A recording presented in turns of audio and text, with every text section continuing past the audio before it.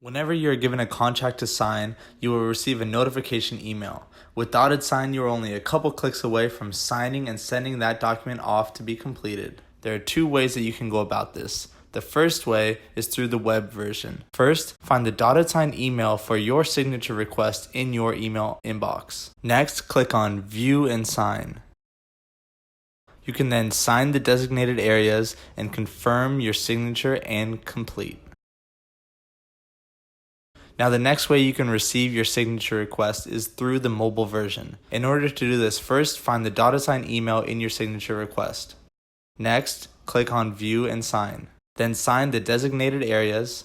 Now confirm your signature, save and email your document, and you're all completed. After all signatures are completed, everyone involved will receive an email notification where they can download the completed file and view the audit trail.